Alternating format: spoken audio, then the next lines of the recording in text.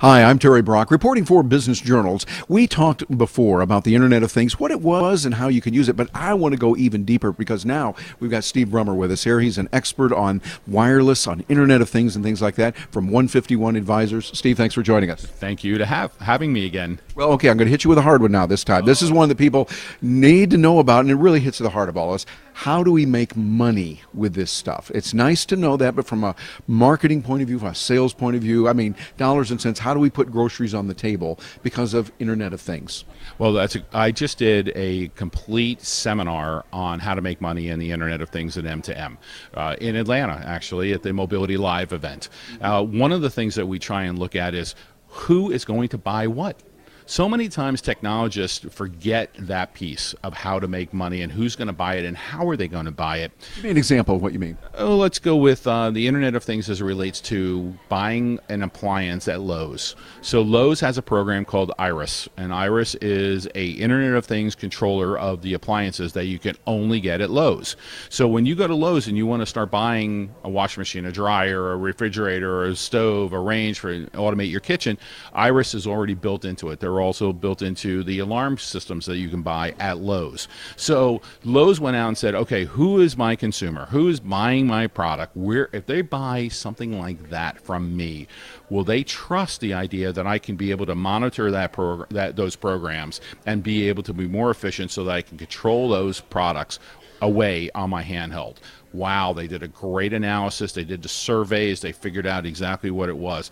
A lot of times we forget who's buying it and where are they buying it.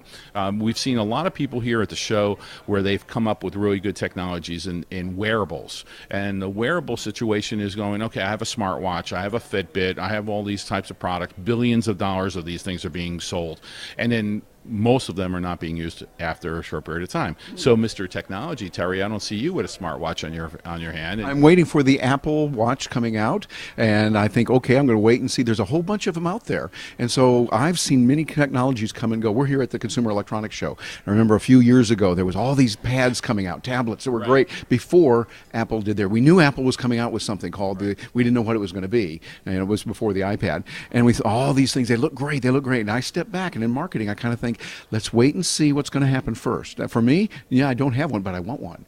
And so when Apple comes out, I'm going to look at that closely. I'm also going to then compare it to Galaxy and what Samsung has and anybody else. So that's kind of where I mean, that's just my real personal feeling, but I think some people are kind of like that. Yeah, they are, and I think that's one of the things you do see at the show. You see so many different advanced things that are not necessarily available, but a lot of the offshore manufacturers, some of the people that are designing stuff from Lithuania to Israel to India to China and Singapore, the idea that they are coming out with these products, how are you going to sell? And I was giving you an example before. I was at a company on the show floor that was making a pendant that is a Bluetooth-enabled pendant, very nicely designed jewelry for females that you can actually see who is calling off of the pendant, off of your phone that's in your purse. And it's a pretty cool idea. But this Asian organization that was running this product didn't have any idea how it was going to be sold. Couldn't tell me how efficient was going to be through the channel, whether it was retail, however it is. They knew the technical part of it, really well, but they didn't understand how to make money. And yes, and so in the booth was a booth demo woman who had it, and I called her over and I said, so where would you buy this? And they were all stunned. Like, I was the first person in 3 days of CES that actually asked what a concept that we're going to buy. Right, exactly. And she looked at me kind of strange, and I said, okay, so do you like this? She goes, yeah, it's really cool. I said, so where would you buy this piece of jewelry that does Bluetooth and shows you the caller ID and the text and the messages on your hand or however you want to display it? She goes, I don't know. Maybe I guess Best Buy, because I buy my phones there. And I'm like going, so you're going to buy this jewelry piece that does this in Best Buy? She goes, oh, I don't know. Maybe I'd buy it like in Nordstrom's or Macy's or something.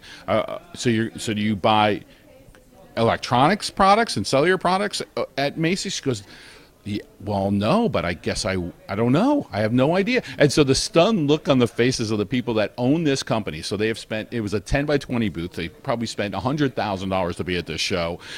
And I was the first one to ask, how are you going to sell it? Where are you going to sell it? Okay, well, let me go even deeper here because I know your company, 151 Advisors, does a lot of good helping your clients, et cetera. And so we're going to get some free advice from you here. Suppose right now we take you back, we've hired you, we brought you in, we're going to give you a handshake for the payment on that. Where would they do that? Or more importantly, what kind of questions do they need to start asking about that? Again, what you've created this product, and you got to do the surveys and understand who's going to buy it and how they buy that type of thing. In a retail environment, they're going to go onto the internet. They're going to go look at YouTube videos. They're going to start doing all the efficient work. They may see it on Amazon. They may not see it on Amazon. Is that where you're expecting a majority of your sales to go? Then it's a totally different ballgame. But if you're going into retail, how are you going to position it? Is it going to be on an end cap? Is it enough? Or is enough promised volume that a Best Buy would put it on an end cap, or Staples, or an Office Max, or whomever, Fry's.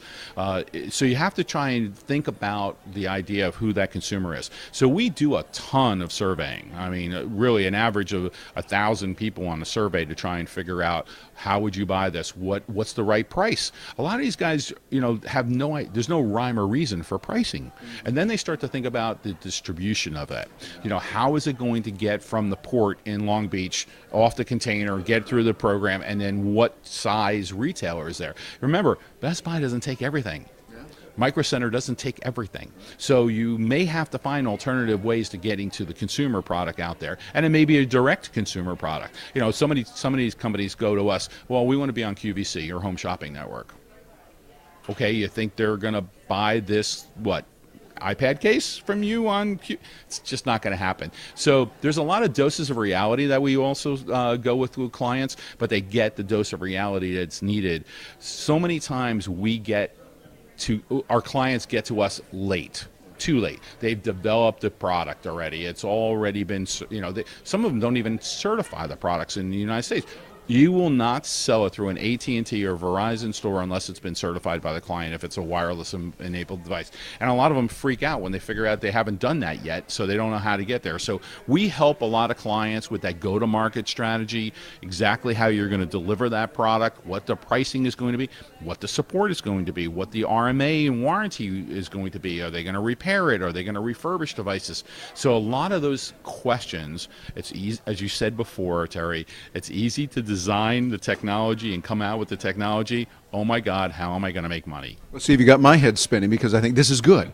It's good. There's a lot of question to ask, and we need to do that. Not just produce the widget or the service or whatever it is, but think it through. And think about that for yourself. Those of you that are watching this, you've got a lot of questions that you need to ask. And if you're not asking the right questions, you could run into problems. It's best to do that up front. And Steve, I know that's what your company does. Somebody says, okay, I want to get in touch with you. I know you've got a lot of good information for free on your website that you can help people and they get to know you more.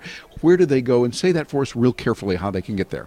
We are available at 151, the number 151 advisors.com, ADVISORS.com. All right, Steve, always good information. Thank you very much for joining us. Reporting for Business Journals, I'm Terry Brock.